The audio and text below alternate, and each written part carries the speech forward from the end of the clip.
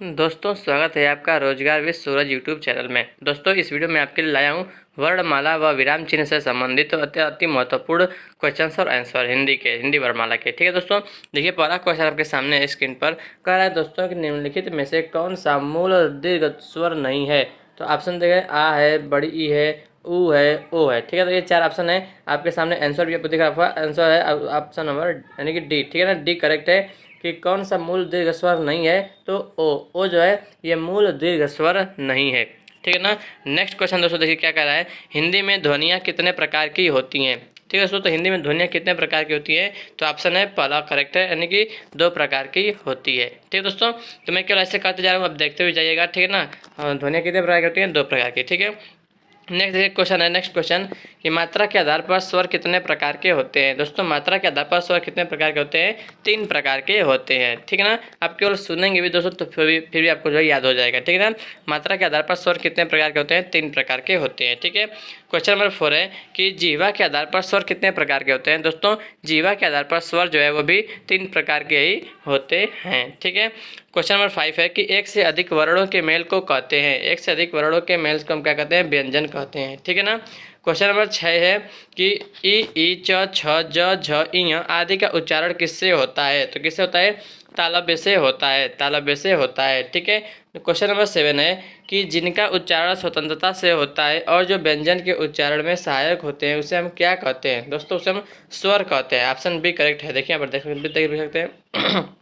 Question number 8 है निम्न में दीर्घ स्वर नहीं है। तो दोस्तों दीर्घ स्वर नहीं है, कौन सा नहीं, वो पहला ए यानी कि छोटी जो ई है वो दीर्घ स्वर नहीं है। ठीक है ना, ये ह्रस्व स्वर है। ठीक है ना, तो यहाँ पर थोड़ा सा आंसर गलती लिखा था जिसे मैंने काट के ए लिख दिया है। ठीक है, अब देखिए क्वेश्चन नंबर 9 क्या कर रहा है, निम्न में से अंतस्थ व्यंजन कौन सा है। अंतस्थ व्यंजन कौन सा है दोस्तों, कौन सा व्यंजन इसमें से, ऑप्शन सी करेक्ट है, यानी कि व जो एक अंतस्थ व्यंजन है। ठीक है, क्वेश्चन नंबर 10 देखिए निम्न में अल्प प्राण व्यंजन कौन सा है। दोस्तों 4 ऑप्शन है, अल्प प्राण व्यंजन कौन सा है इनमें से, ऑप्शन बी यानी कि ग जो एक अल्प प्राण व्यंजन है। ठीक है, क्वेश्चन नंबर 11 निम्न में से घोष वर्ण कौन सा है। घोष वर्ण कौन सा है दोस्तों, ए यानी कि ज जो एक घोष वर्ण है। ठीक है, अब देखिए आइए क्वेश्चन नंबर 11 हो गया, अब क्वेश्चन नंबर 12 देखते हैं। ठीक है, तो निम्न में ओष्ठ्य वर्ण कौन सा है। ओष्ठ्य वर्ण कौन सा है दोस्तों, डी यानी कि उ जो है उ वो ओष्ठ वर्ण है। ठीक है, क्वेश्चन नंबर 13 काकल्य वर्ण कौन सा है। काकल्य कौन सा है,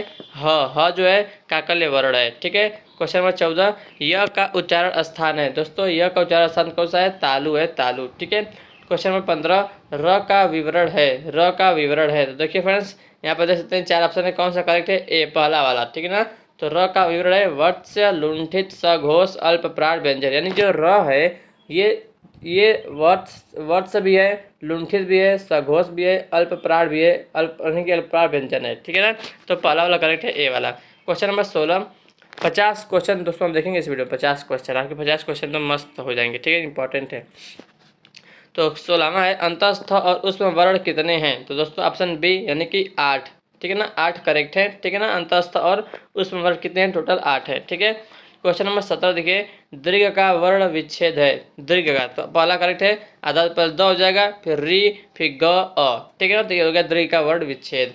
क्वेश्चन नंबर 18 है सघोष वर्ण कौन सा है। तो दोस्तों 4 ऑप्शन है, सघोष वर्ण कौन सा है, ब जो एक सघोष वर्ण है। ठीक है, क्वेश्चन नंबर 19 उसमें व्यंजन कौन सा है। तो देखिए पहला करेक्ट है, ह जो है उसमें व्यंजन होता है। ठीक है ना, छोटा स, बड़ा स, ह ये सब उसमें व्यंजन होते हैं। ठीक है ना, देखिए क्वेश्चन नंबर 20 उद्यान का शुद्ध वर्ण विच्छेद है। उद्यान का दोस्तों सी वाला करेक्ट है, उ फिर द य आ न अ। ठीक है, तो उद्यान का शुद्ध वर्ण विच्छेद है। ठीक है, नेक्स्ट 21 देखते हैं। 21 क्या कह रहा है दोस्तों, निम्नलिखित में से कौन ट वर्ग में नहीं है। तो फ्रेंड्स ट वर्ग में कौन कौन से आते हैं, ट ठ ड ढ अण।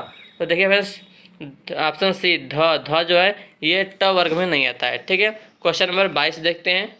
क्वेश्चन कह रहा है दोस्तों कि हिंदी भाषा की कुल वर्ण लिपियां हैं। तो कितनी है कुल दोस्तों, 52। ठीक है ना, ऑप्शन सी करेक्ट है।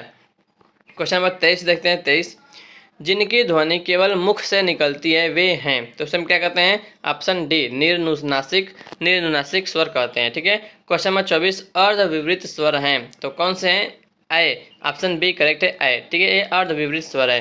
क्वेश्चन नंबर 25, सभी स्पर्श व्यंजन कौन से वर्ग में हैं? सभी स्पर्श व्यंजन कौन से वर्ग में हैं? तो ऑप्शन सी करेक्ट है, क च प द, ये जो है स्पर्श व्यंजन है। ठीक है, देखिए क्वेश्चन 26 है, सभी महाप्राण वर्णों वाला वर्ग है। महाप्राण वर्णों वाला, तो ऑप्शन ए करेक्ट है, ख छ ठ। ठीक है, 27 क्या है, जब एक ही ध्वनि का द्वित्व हो जाए तब वह क्या कहलाता है? द्वित्व हो जाए तो क्या कहलाता है दोस्तों? युग्मक ध्वनियाँ कहलाता है।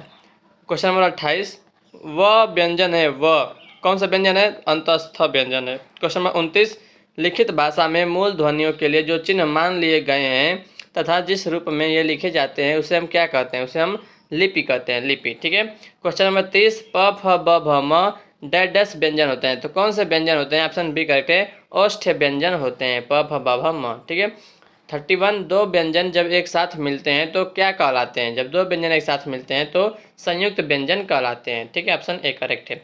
32 क्वेश्चन है, यानी कि क्वेश्चन कह रहा है कि वर्ण तालिका के अनुसार ह्रस्व दीर्घ और प्लुत क्या है? तो ये क्या है दोस्तों? ये तीनों स्वर के प्रकार है। ठीक है ना, ऑप्शन ए करेक्ट है, स्वर। 33वां क्वेश्चन है कि स्पर्श व्यंजन कंठ ध्वनि अघोष और महाप्राण ध्वनि है, क्या है? सी, यानी कि ख जो है राइट आंसर। ठीक है, 34वां क्वेश्चन है, दंतोष्ठ ध्वनि कौन सी है? दंत्योष्ठ, तो ऑप्शन ए व जो है ये दंत्योष्ठ ध्वनि है। ठीक है, आइए देखते हैं क्वेश्चन नंबर 35, हिंदी वर्णमाला में ऊष्म व्यंजन कौन से हैं? तो ऊष्म व्यंजन कौन सा है फ्रेंड्स? पहला ऑप्शन करेक्ट है, श स ह। ठीक है ना, क्वेश्चन नंबर 36, हिंदी में जिन वर्णों का उच्चारण करते समय केवल श्वास का प्रयोग किया जाए उन वर्णों को कहते हैं, तो उन्हें हम क्या कहते हैं? उसे अघोष वर्ण कहते हैं। ठीक है, क्वेश्चन नंबर 37, य र ल व व्यंजनों को कहते हैं, क्या कहते हैं? अंतस्थ व्यंजन कहते हैं, option B is correct. Next question है 38, निम्नलिखित में से पार्श्विक ध्वनि कौन सी है? ऑप्शन बी करेक्ट है, ल जो एक पार्श्विक ध्वनि है। ठीक है, क्वेश्चन नंबर 39, निम्नलिखित में से कौन सा अंतस्थ व्यंजन है? ऑप्शन ए करेक्ट है, ल जो है एक अंतस्थ व्यंजन है। ठीक है, निम्नलिखित ऑप्शन में से। नेक्स्ट क्वेश्चन है, निम्नलिखित में से कौन सा स्वर कंठला यानी कि कंठ तालव्य है? तो कौन सा इसमें से? ए जो है ऑप्शन डी करेक्ट है। ठीक है, क्वेश्चन नंबर 41, ट वर्ग उच्चारण की दृष्टि से किस प्रकार की ध्वनि है? ट, तो ऑप्शन सी मूर्धन्य है। ठीक है ना, क्वेश्चन नंबर 42, निम्नलिखित में से कौन सा दीर्घ स्वर है? तो आ जो है ऑप्शन 1 वाला करेक्ट है, आ। ठीक है, 43वां क्वेश्चन है कि अनुस्वार किसका कार्य करता है? अनुस्वार, तो ऑप्शन सी करेक्ट है, पंचम वर्ण का कार्य करता है। क्वेश्चन नंबर 44 है, निम्नलिखित में से कौन सा संयुक्त स्वर नहीं है? तो ऑप्शन सी, यानी कि उ जो है वो संयुक्त स्वर नहीं है, बाकी जो ए है, ऐ है, ओ है, ये संयुक्त स्वर है। क्वेश्चन नंबर 45, निम्नलिखित में से कौन सा वर्ण दंत्य नहीं है? तो ऑप्शन डी करेक्ट है, य जो है दंत्य नहीं है, बाकी जो तीनों हैं त द ल, ये तीनों दंत्य हैं। ठीक है, क्वेश्चन नंबर 46 क्या कह रहा है कि हिंदी स्वरों का वर्गीकरण जब जीभ के भाग के आधार पर किया जाता है तो निम्नलिखित में से कौन सा भेद इसके अंतर्गत नहीं आएगा? तो ऑप्शन डी नहीं आएगा, विवरित स्वर नहीं आएगा। ठीक है, क्वेश्चन नंबर 47 देखते हैं फ्रेंड्स। क्या कह रहा है कि निम्नलिखित में से कंठ ध्वनियाँ कौन सी हैं? तो ऑप्शन 1 करेक्ट है, क और ख जो ये कंठ ध्वनियाँ हैं। क्वेश्चन नंबर 48, निम्नलिखित में से उच्चारण स्थान के आधार पर मूर्धन्य व्यंजन बताइए, तो कौन सा है मूर्धन्य व्यंजन? ऑप्शन सी ड और ढ, ये मूर्धन्य व्यंजन है। क्वेश्चन नंबर 49, निम्नलिखित में से अल्प प्राण वर्ण कौन से हैं?